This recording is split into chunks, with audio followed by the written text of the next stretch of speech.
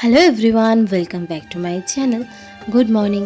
সকাল সকাল আমি আজকে ঘুম থেকে ওঠার পর থেকেই একটার পর একটা পার্সেল আসছিলো, তো ভাবলাম চলো তোমাদের সাথেও শেয়ার করি।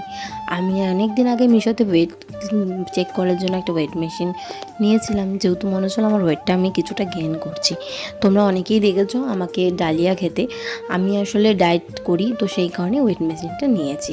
তারপর চলে এসেছিলাম একটু বড় বাজার, যেহেতু আমার মেটেরিয়ালসগুলো কেনার ছিল। এখানে এসে টিএম থেকে টাকা তুলে নিলাম, তারপর চলে গেছিলাম মেটেরিয়ালসের দোকানে। ওখান থেকে আমি ক্লাউড কিচেনের সমস্ত মেটেরিয়ালসের জিনিসপত্র নিয়ে বাড়ি চলে এসেছি। আর বাড়িতে আসতে না আসতে আরও একটা পার্সেল চলে এলো।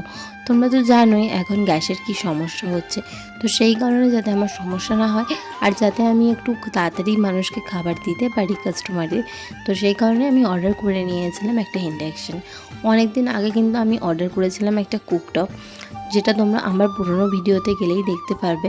কিন্তু ওই কুকটপটা বাসনকে গরম করতেই লাগিয়ে দেয় 20 মিনিট, তাহলে ভাবো রান্না হতে কতক্ষণ লাগবে।